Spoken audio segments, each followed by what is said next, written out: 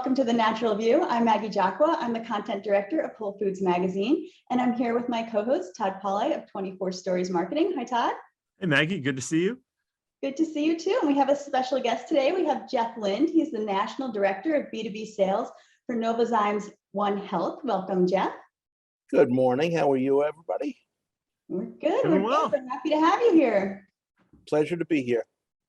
So Jeff, for anyone who doesn't know, but he's been in this industry a long time, so I'm sure a lot of our viewers do know Jeff.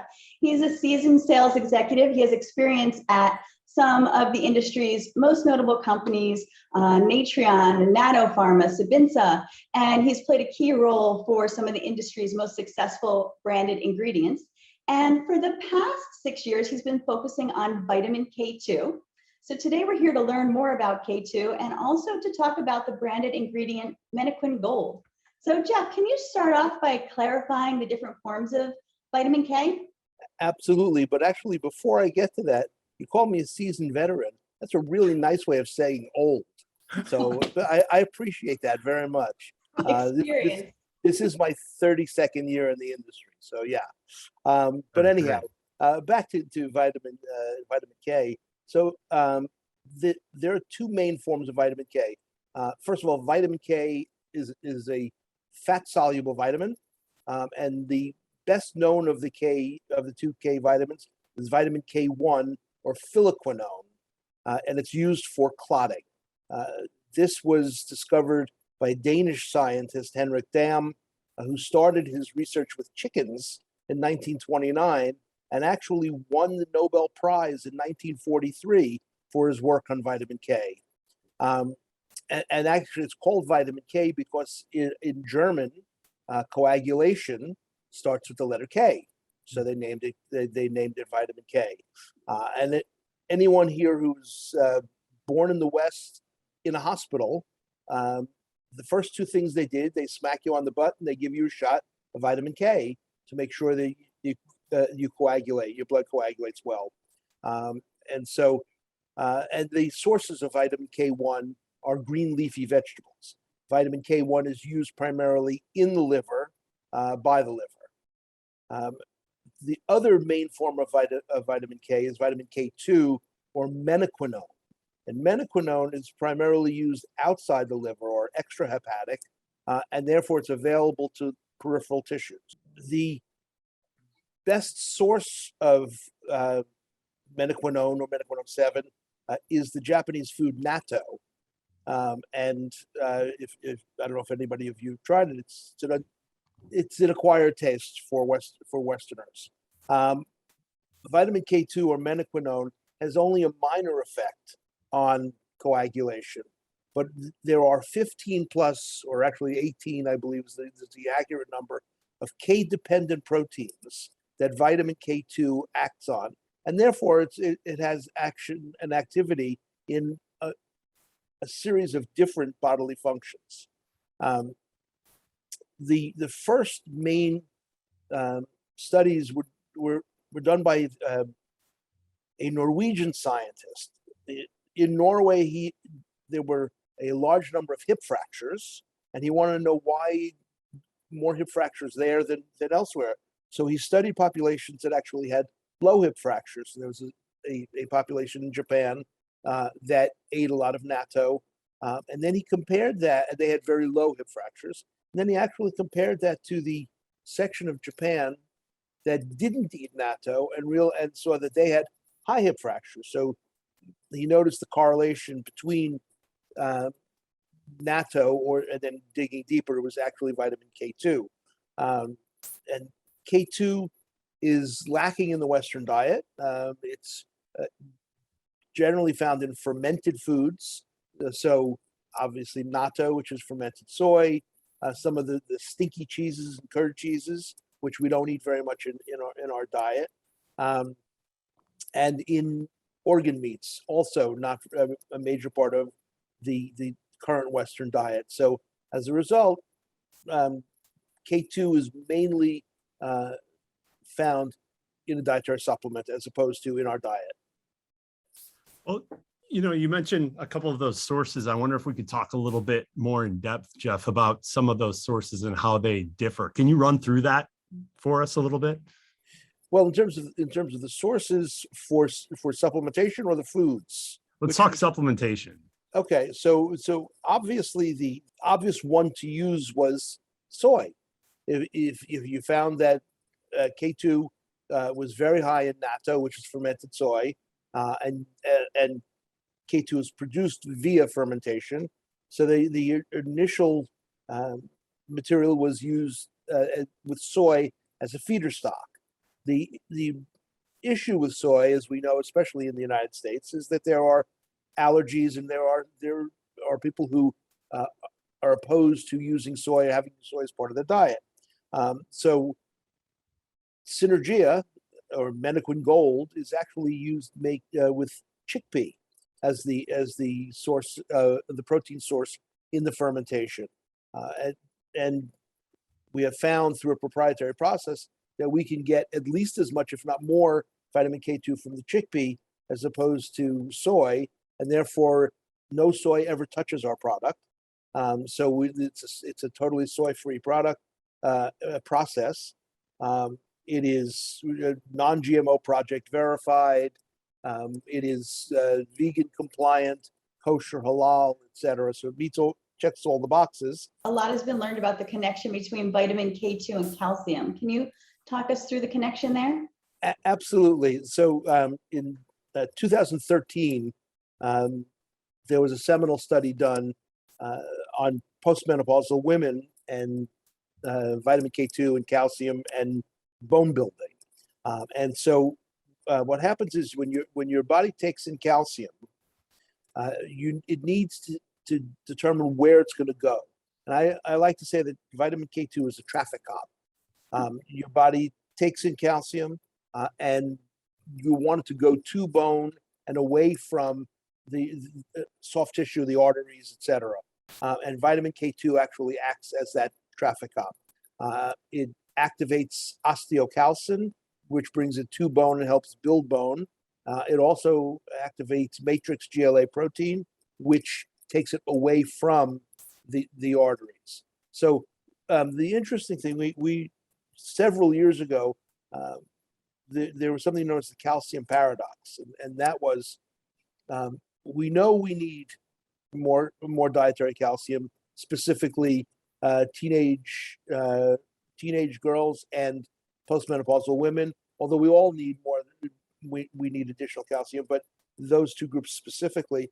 The problem was with supplemental calcium, people were taking it and actually increasing their risk of cardiovascular event, and that was purely because of the lack of vitamin K2 along with it. And I think now it's even a more tenuous, or not tenuous, it's actually a greater need for K2 because D3 has entered the picture. So vitamin D3 helps your body absorb calcium. So now you've got your body's taking in calcium and it's using more of it. The question becomes, where does it go? And therefore, the perfect companion for a calcium and D3 product would be calcium D3 and K2. So, you talked a little bit, Jeff, about the category and the ingredient specifically.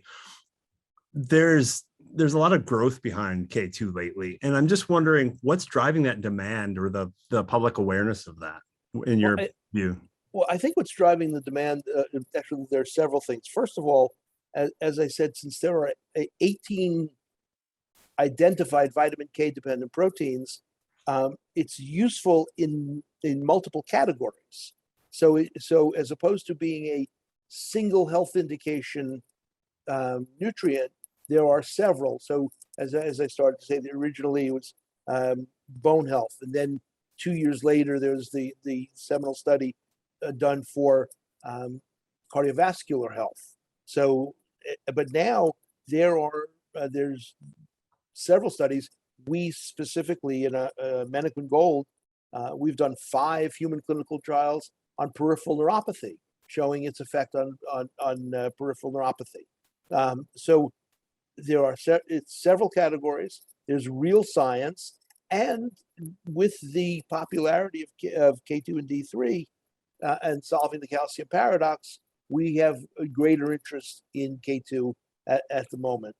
And the interesting thing is, I think we are at the tip of the iceberg as it relates to K2. It reminds me very much of the vitamin D3 growth, where nobody knew what vitamin D3 was, and then industry learned about it, but it wasn't a buzzword with consumers yet, and that's where we are with K2. I think industry is really getting a great deal of information about K2. They're getting very excited about K2, but the consumer has yet to fully grasp K2, and that's because there hasn't been a true mass market brand that has been advertising K2, et cetera, although we're working on that, trust me. And, you know, along those lines of the public increasing awareness there, so we know that there are studies that show that many populations, even though they might appear healthy, may be deficient in K2, and as you've noted, that impacts your overall health and well-being. So for the retailers watching this, what should they be talking to their customers about to help increase awareness there? Well, there's a couple of things. You made a very excellent point regarding an insufficiency in populations in vitamin K2. As a matter of fact, in the studies we've done, and we've done the Indian population, the UK population, et cetera, various populations globally, and we've shown that there's a 90% of the population is deficient. I'm sorry, is insufficient in vitamin K2. There's a big difference in the definition, but that's a huge number, and so the retailer obviously should understand this, because 9 out of 10 people who walk into their store have a need for vitamin K2 in supplementation. But also, you said why should retailers know this? The natural retailer, their consumers come in with various allergies or conditions, or more importantly, just an overall increased concern for their health. They're putting it in their own hands and doing research, et cetera. And so the retailer should understand that A, the consumer needs K2, but B, what questions to ask of their K2 suppliers. I think that's the important thing, because first of all, the main question is my K2 or is the K2 I'm putting on my shelf, is it natural? Obviously, those that are synthetic don't advertise it, don't flash on their label synthetic, but as a result, a lot of retailers can just make the assumption, because K2 is healthy for you, et cetera, that it's natural. So I think the first question that the retailer needs to ask is it natural? The second question they need to ask is it made from soy or not? Because a lot of the natural retailers, consumers, don't want soy. And if we're going to be sensitive to the consumer, we need to ask the questions of our suppliers, and the brand marketers, is this from soy or not? So I think that's a very important question. And then there are other questions to ask specifically. Are you is this produced by the manufacturer as opposed to a marketer, as opposed to buying it as a third party? So we had met with MenaquinGold. We actually do the manufacturing. We're the world's largest manufacturer or fermenter of vitamin K2. So we do it ourselves. The other question, the last question that I have here to ask is, do they have proprietary science, or are they using borrowed science? And that's been an issue that's plagued our industry for years and years. With MenaquinGold, we have done proprietary science. We have science done for bones. We have science done for cardiovascular health. But we haven't stopped there, and that's the main two categories that got people excited about K2 were bones and heart. But we've gone beyond that.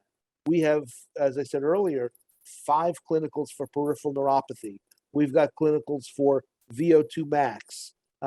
We have idiopathic muscle cramps. And all of this is because K2 works on these 18 vitamin K dependent proteins. Yeah, I mean, Jeff, I think you raised some great points there about the science and the proprietary science. So I just want to touch on branded ingredients. You know, surveys do show that consumers have more confidence in supplements with branded ingredients compared to generic ingredients, and they are willing to pay a premium. A CRN study showed that. So maybe you could just touch on quickly the importance or the value of looking for branded ingredients. Well, there's a great deal of value of branded ingredients, and it really does go to the science of things, and also the standards that are used in the manufacturing of a branded ingredient. A lot of generics who are branded wannabes sell their product on price, as opposed to quality or science, and very often quality is sacrificed because of price.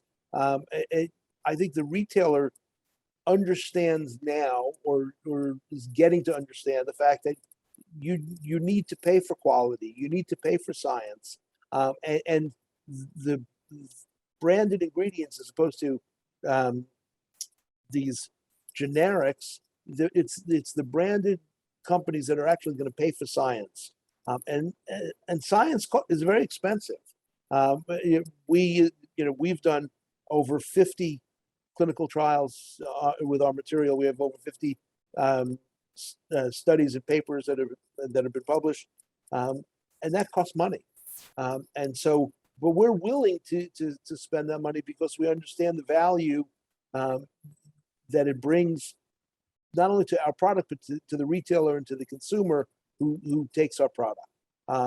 So I think it's incumbent upon the retailer to look for those products that are branded as opposed to generic, that have real science, as opposed to piggybacking off of somebody else's science. And I think as an industry, we're getting there. We're certainly better than we ever were, but I think it's something that we should have it in our minds. And I think the retailer should understand that if they sell a product to a consumer that is efficacious, that consumer is going to come back. And I don't think it's anybody's goal to sell one bottle of something once. What you're really looking for is repeat business. And if the product works, and that's typically those that are with high quality and backed by science, they're going to work. The customer is going to come back over and over again, and they're going to trust you for something else as well.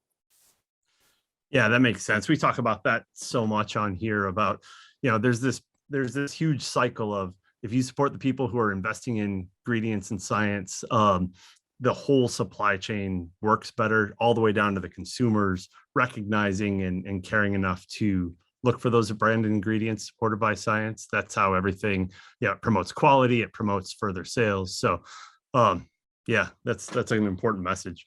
But hey, we've covered a ton about K2, and I just have to say, I think I've known you for, maybe 10, 12 years, see you at trade shows, whatever it is.